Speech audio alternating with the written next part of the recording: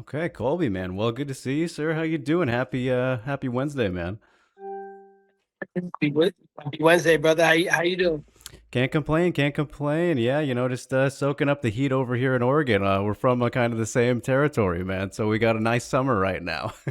Oh man, best time of the year out there. I know. It's kind of rare we get the heat. It's only for the summer, but I'll take it. Yeah, for sure. Make sure you hit those nice lakes or rivers up. Yes, definitely been getting out in nature so far, man. So yeah, it's been good. It's been good. But yeah, excited to see you back in action again as always. RAF coming up here, man. I mean, this is a big one. I mean, how exciting is this whole event to be a part of, and does it feel like the biggest one so far? I mean, is that easy to say since you're a part of it, or how are we feeling? No, yeah, I feel good. I think the numbers reflect it. The fans are excited to see this matchup. I think it's the highest gate that's ever going to be done in RAF history up to date. So, the numbers look nice. The fans are excited. It's a very high level matchup between, two of the biggest crossover athletes combat sports has ever seen. So, me and Arman are going to put on a good show Saturday night for the fans, and we're going to deliver for RAF and keep taking this company to higher heights. Yeah, absolutely, man. It's going to be a great matchup. Obviously, you guys have been arguably the two biggest stars so far in the company's history so far. And man, like from your perspective, I'm curious. Like, has it been surprising to see the success he's had? More as a star, obviously, we know his talent, but he's kind of blown up outside of the UFC to build his brand a little bit more with this run he's been on. Yeah, I mean, it's easy when you got the resources available to you. You got daddy, gassing up the jet, taking you wherever you need to go, renting all these Rolex watches, renting all these new cars and stuff. So the flashy lifestyle, there's someone who, got very famous doing that. The Kardashians, they're the prime example that kind of, flaunted that flashy lifestyle on social media. And that's what the people like. That's what the fans like. So people are entertained by it. And, he's growing his brand, so he's doing a good thing. I'm not surprised. Have you been impressed by his run so far, though, in terms of on the mat and how he's been doing in RAF? No, not really. He's had a lot of handpicked opponents, guys that aren't wrestlers, guys that are 30 years his senior, guys that are 30 pounds lighter than him. He's just been a bully out there and wrestling guys that he can intimidate. Now he's going to go up against a guy in Raw American Steel and Twisted Sex Appeal that's going to bring the match to him. I'm not going to back down. I'm not going to give an inch because I'm not intimidated by him. I'm better than him in every facet of combat sports, and I'm going to show that Saturday night on the RAF mat here in Milwaukee, Wisconsin, only on Fox Nation. Yeah, absolutely, man. And yeah, you mentioned Milwaukee right there. I mean, a big night, not just for you guys, but the Ben Askren returns, a pretty cool storyline, obviously, very big deal there for him, man. Like, what are your thoughts on that? Is it kind of inspiring to see, a guy like him, what he's gone through? I mean, always been just a great wrestling legend and all that, but what are your thoughts on what he's doing here? Yeah, yeah, definitely. There's definitely some inspiration to be taken from a guy like that who, less than a year ago was on his deathbed. He died 5 times, he said. His heart monitor stopped and they thought he was done. And then, he came back, he kept fighting. He's a fighter. That's just what he does, So, I'm excited. I'm excited to see how he goes out there this weekend and performs and how his body holds up. I just wish for safety for him. That's all I care about is him just getting through the match safe, because at the end of the day, even though, we've had a rivalry in the past and he's not a friend of mine, he's kind of became an enemy, I still care for the guy. He's still a father. He's still, a husband, a son, a brother, all these things. So, I still wanted to have a life outside of sports. And, life is bigger than sports. Sports is beautiful. It's nice to win. It's nice to get your hand raised. It's nice to make money, but there's something more to life than just winning and losing. So, I just wish for safety for him this weekend. Yeah, I think that's beautiful, man. And I think we all are wishing the same thing too. And it is very inspiring that he's, gotten to this point and willing to do it and all that. But you did mention it too, Colby. Like, I do remember the trash talk that you guys had back in the day. Was that ever a fight that you wish you had in the UFC?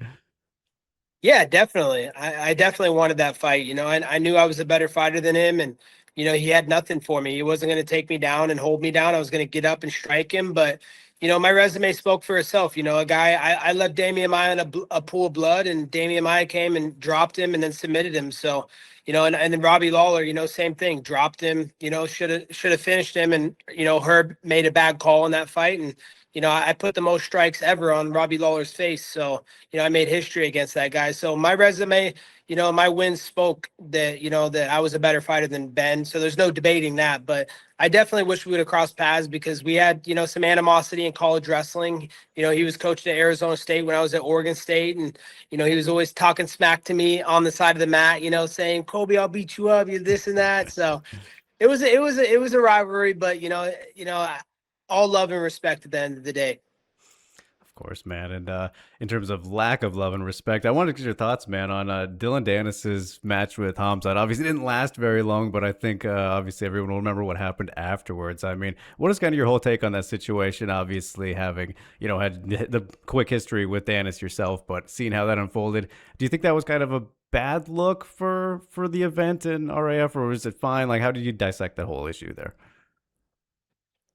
I mean, you never want to put, the fans or the kids or anybody in the arena in jeopardy, in harm's way. So, you don't want to have too many of these melees, these scuffles. To a certain extent, they are good because they're going viral and they're getting the brand out there. We want RAF to be main stage and be on the world stage. So it's doing a good job of that. People globally are seeing RAF and they're seeing this new promotion and company just rise up, and there's a lot of drama in it and people love drama. So it's the drama show. So what's the number one thing on TV is drama. So to a certain aspect, I like it, but on another aspect, we want to make sure that we're protecting the company and we're not going to open ourselves up to a lawsuit. I'm an investor in this company, so I take a lot of pride in this company now. I want to see it rise up and be one of the top sporting events in the world. I want us to have a Super Bowl every year.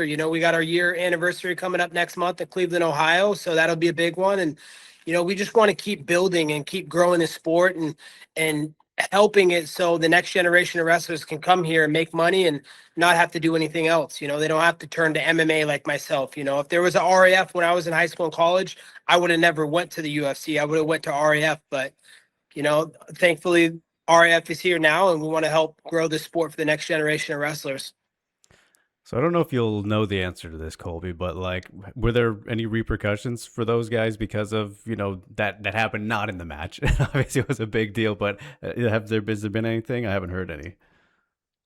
No, there hasn't been anything. That's wrestling. It is a tough sport. Sometimes fists fly and things happen. It's a very physical sport. It's hand to hand combat. So some things are out of control sometimes, and things got a little chippy. Those guys had a little back history, and I know Khabib jumped the cage to go at Dylan before. So I think that region of fighters, the Caucasus region of fighters, they kind of had some bad blood for Dylan, and they kind of had it out for him. So it looked like they were ready to jump in from the start. They rushed the stage very quickly. So we'll do a better job. We'll put up barricades. We'll do what we need to do. We'll get better security to make sure that everybody's held back. But that's not going to be a continuous thing. That was a one-time thing, and we'll clean it up. And but to answer your question, no, nothing's happened from that.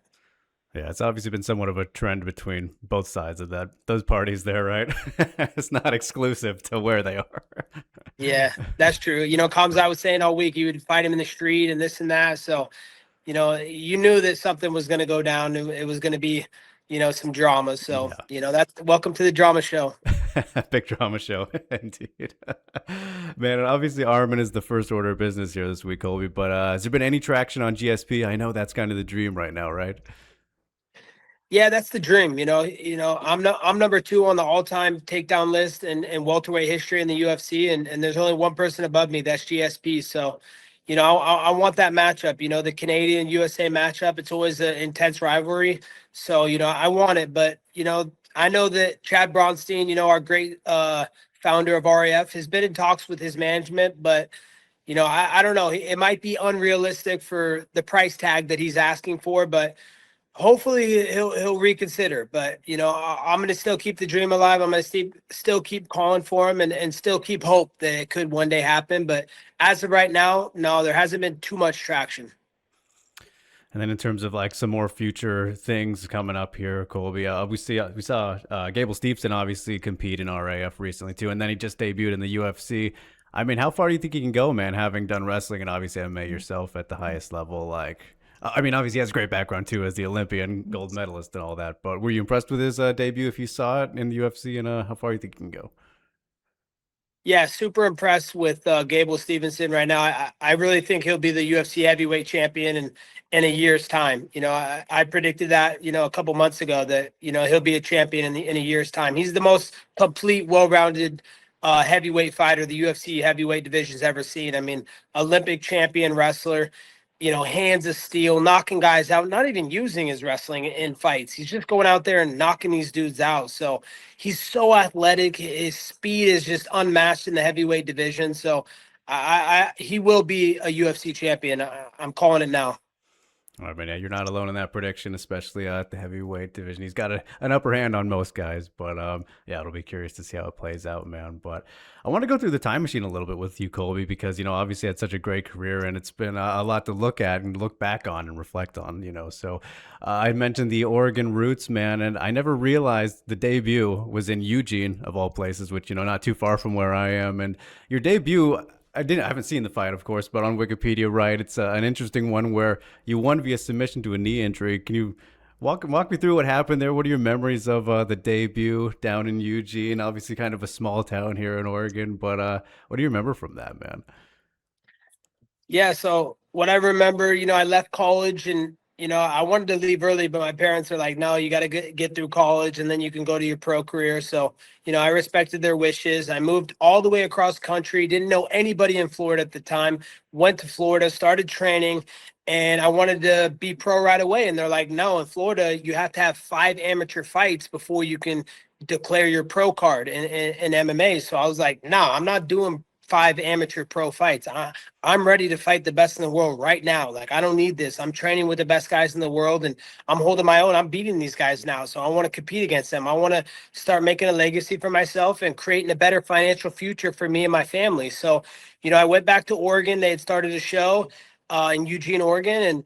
And, I took that fight with this guy who had like 40 or 50 pro fights. And, I was wailing on him. I was like, a dog unleashed from his leash, just going crazy, just wailing on him. And, he just faked a knee injury. He's like, he didn't want to take any more of a beating. So he just took the easy way out. He faked a knee injury and said, oh, my knee.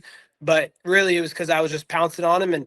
And then, my career started. I was 1-0 and, I went back to Florida, got a couple pro fights in Florida and 5-0. And then I was signed by the UFC to take on a short notice fight across the world in Macau, China.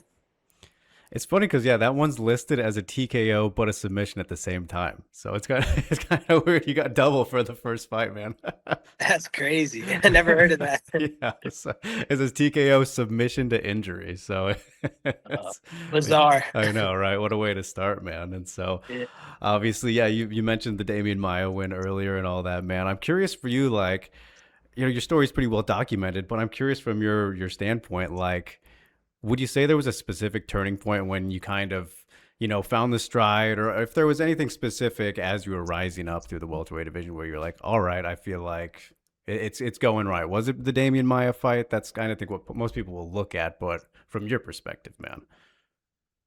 Yeah, from my perspective, I think the fight before that, when I fought Dong Hum Kim, in his home country, I went to Asia. I fought him in Singapore, and he was number 6 ranked at the time. He'd only lost to the champion, Tyrone Woodley. He'd beaten everybody. He'd beaten Matt Brown. He'd beaten Nate Diaz. He'd beaten all these great fighters. He just came off a spinning back fist knock or spinning back elbow knockout of some kid from England, and he was a killer. He had great judo. He was impossible to take down. He could take you down, but he could also strike. He was very well rounded. So when I went out there and put a clinic on him and beat him like 30-25 in his home country, I knew I was ready for prime time. So, the only way I was going to get there is I needed to change something. I needed to bring something to the table that I hadn't brought before. And that's, why I went to Brazil and did what I did. I had to bring some entertainment into the show business. This is just as much entertainment as it is sport at the end of the day. This is a business. UFC wants to make money,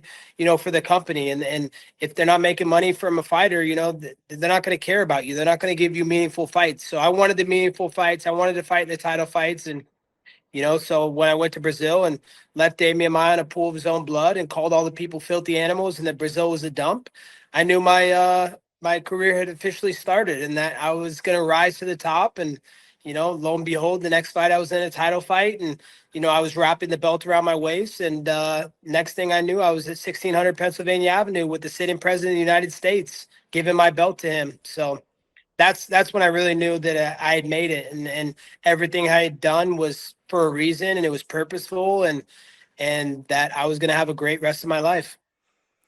And man, it's interesting. Like throughout the community, I think that naturally we put a lot of stock into undefeated streaks and all that. But a lot of times losses can be really good for people. So I'm curious.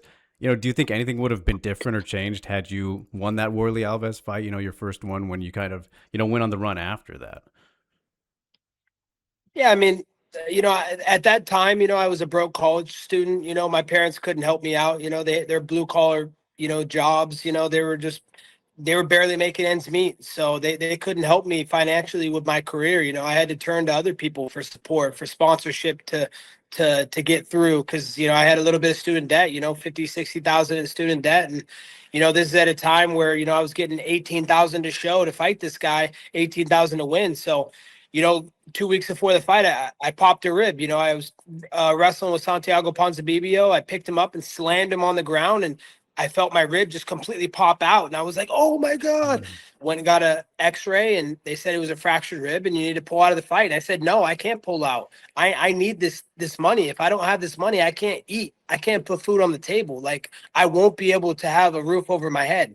Like, I literally have to fight. I have no choice. So, that wasn't really a loss. That was really just me going out there to get a paycheck. I knew that, I couldn't fight. I couldn't even cut weight. I was just sitting in a sauna and, couldn't warm up backstage. I just walked out there. I was just, it was just a ghost of myself. It wasn't even me in there. It was just me going out there to get the $18,000 show paycheck. Because in fighting, you don't make money unless you fight. So, that was a good learning lesson, though, because it gave me a lot of hunger, a lot of drive, because everybody started counting me off. They're like, oh, he's irrelevant. He's a bum. He got choked out, blah, blah, blah. And I was like, you know what? This is the great motivation that I need to come back. I knew that I was still, the greatest fighter in the world. So, yeah, it was just a learning lesson. We all learn and we live, and that's what we did. We lived and we learned.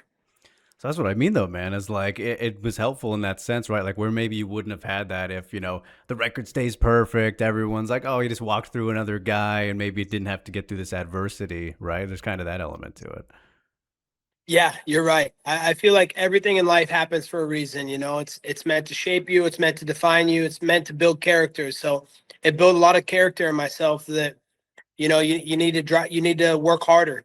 You need to overcome this, and you need to prove the doubters wrong, because at that moment I had a lot of doubters. So, it wasn't just about proving it to myself anymore. I had to prove it to the world. And, that's what I was able to do. I came back, I worked harder. I made a lot of sacrifices. My lifestyle was good. There was no off season. I was living the life 24/7, 365. I ate, sleep, and lived fighting. And that's what took me to the top and, cemented my legacy and being a top fighter. Yeah, and then you mentioned, getting the more entertainment value into things and, being more outspoken and everything, man. And like, obviously that came with some dangerous repercussions, at least we've seen, over the years with Verdum and Masvidal in particular and whatnot. But I'm curious, man, were there anything dangerous repercussions and whatnot that maybe we haven't heard of, or things that were a little bit more concerning as a result of, bringing the entertainment to the table?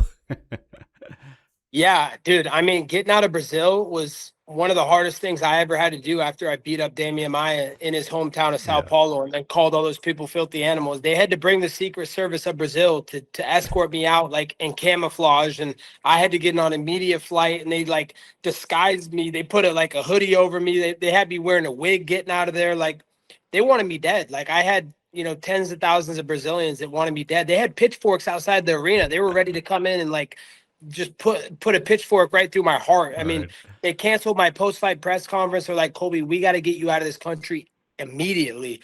And so I knew, like, I knew how dangerous I'd put, my family and my team in harm's way at that point, and how serious it was. At first it was a joke to me, but after that I knew it was serious. And then the UFC tried to bring me back there. They're like, oh, we're going to capitalize on this momentum and all this hype. We're going to bring Colby back to Brazil. He's going to fight in Rio his next fight. So they tried to book me for Rio, and then they saw that the favelas had a $50,000 bounty on Oh my my head. God. And so it was like one of the only times in UFC history they moved a pay-per-view from Rio, Brazil to Chicago, Illinois on like a couple weeks notice because they couldn't ensure my safety. And, at UFC or any company, if you can't ensure your athlete's safety, then, that's a big liability. So, yeah, that's when I knew it was serious, when I had a $50,000 bounty on my head, and they moved the entire pay-per-view event from one country back to America. Yeah, that's like, okay, well, that's a bit of a I'm seeing how the ripple effects here. But Yeah. it worked out. It worked out. It did work out, a lot of death threats, and still get a lot of death Yeah. threats, but I keep my head on a swivel and I watch my six at all times. Well, man, it's like I know you're not a guy with regrets, right? So I don't want to ask you like any regrets throughout this whole process and everything, but like anything you would have changed in the sense of maybe sprinkled in some more hits to certain moments, or like I don't know from that angle. No, not at all. I feel like, yeah, I don't have any regrets, and everything happens for a reason. And, who knows, if I would have changed anything up, maybe I'm not where I'm at today, in this great promotion with RAF and getting to headline events and make good money doing it. So, it all happened for a reason. It shaped my character and who I am today. And, it made me the person I am. Well, and to kind of go off that, man, like I'm curious how you reflect on the Leon Edwards fight because obviously that one didn't work out, especially with the injury starting the fight and all that. But like the time off, I don't know if you wanted to be more active around that time and throughout the years and all that. But like you know, uh, not a positive one to look back on, right? So for you, like I don't know, how does that one sit with you now, where we are today? I guess. Yeah, I don't know. I don't really think about that one. That one was definitely a down time in my career. It sucked, the the situation, just breaking my foot in the first kick of the fight, and then having to fight 25 minutes with a broken foot, three broken bones in my left foot, it was just that was my plant foot. I'm a southpaw, so I plant off my left foot. So I couldn't get any traction. I couldn't shoot a takedown, I couldn't do anything, but so it sucks, but I still had the president sitting front row, still got to have a great moment, share embrace with him before I got in the cage. And it was still, a great opportunity, that I was able to earn and make some money for myself and my family. And, not my best performance, not at all. I'm still, it still hurts, it hurts because, the fans I know deserve more, and they know that's not the Colby how I fight. And so it is what it is. That's how life goes. But I had that big layoff before that because I had some criminal that sucker punched me in the street, and I was having concussive symptoms for months on end, just walking to the bathroom because this guy sucker punched me multiple times. And so the layoff that really hurt my timing, and it kind of made me trigger shy. I don't know. It was kind of weird. I didn't want to really get hit in the head too much after those hits when I was you know, sucker punched. Hmm. Yeah, fair enough, man. I mean, obviously, there's a lot to go through at that time. So that is how it shakes out. That, like you said, everything happens for a reason and leads us to wherever is next on the journey. So, yeah, man. And speaking of rivals, though, too, Colby, you're not going head to head in terms of in a fight or anything like that, but you are going head to head with Kamaru Usman again this weekend. He's going to be competing this weekend at middleweight, obviously against Dricus Du Plessis. I'm just curious, like not so much your perspective on the match or anything, but Kamaru at middleweight and still fighting. Like, what are your thoughts on this? Do you think he's trying to just hang past his prime, or what do you make of, I guess, this whole run he's trying to go on here up in weight and how he'll do at 185? Uh, you know, it's tough. It's tough to say. That it could be just a cash grab. I guess we'll find out on Saturday night how much fight he has left in him. He was always a big welterweight. He was always, oversized for the division. That was his biggest strength, is that he was just so much bigger than everybody at welterweight. He was so strong, so big, but I don't know. He put up a great fight against Kamzat. I think he should have won that fight, honestly. If it was 5 rounds, he would have won that fight, but he still did more damage in that fight. So, that's the guy that was regarded as the best middleweight on the planet. So I think he's got a tougher matchup. I think Dricus is the one true king of Africa, and he's going to prove it this weekend. I think he's going to get it done and get his hand raised in convincing fashion. So, but I don't know. I don't like these guys staying around too late. I think you got to get in and get out, when your time's there. When you're past your prime, it just a lot of injury can happen, a lot of long-term damage can happen to your health. So, I wish them both the best and good health. Yeah, I fully agree with you there, and we'll see how it goes. But man, is that a trilogy you'd welcome on the RAF mats? You and Usman 3, get it done.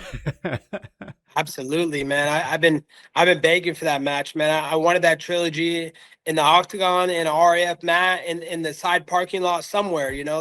There's this unfinished business. They were showing the highlight of the UFC of to promote this fight that he has this weekend, and they're showing the fight of, the finishing sequence in our fight, in our first fight. Mhm. And it's just so fucking funny, dude. He's just, all the punches are to straight direct spot in my back of my head. And I'm intelligently defending myself on the ground with my hand there, with a hand on the leg, trying to work up to a takedown. And Mark Goddard starts the fight. I mean, it's one of the most egregious, worst stoppages I've ever seen in the history of the sport. It's just awful. Like, Mark fucking not so Goodard is just a clown. He shouldn't be reffing. I mean, he's an anti-Brexit fool, and he just hated me for my political beliefs, and he made a lot of bad calls in that fight. So we fought for 24 and a half minutes. It was one of the greatest welterweight title fights of all time, and you're going to stop the fight with 30 seconds to go when I'm still in the fight. Like, I'm still defending myself. You can see me putting my hand behind my back, and all the shots, 5, 6 shots, hammer fish straight to the back of my head. It's hilarious, but that's why he's, Marty Fake Newsman. That's why he's Marty Juiceman, the cheater. He's never done anything the fair way. He's never done it the real way like me. He's always had to cut corners and cheat his whole career. They were great fights, though, man. As you mentioned, I was at the rematch, so I will always remember that one, man, as a great fight to be at, especially in MSG and all that. Despite I'm not sure I agree with the result though, looking back on it, but hey, we move on, we keep going, like we've talked about, man. So on that note, Yep. Colby, I will let you go on with the rest of your day, man. I appreciate you taking the time, and very much looking forward to the big match this weekend and whatever else comes along in the future, man, and everything going on in RAF. So I appreciate you taking the time, man, and I'll continue to soak up the Oregon sun. You enjoy the Florida sun, man. So appreciate you. I appreciate that, Drake. From one Oregon boy to the next, my brother. All the best.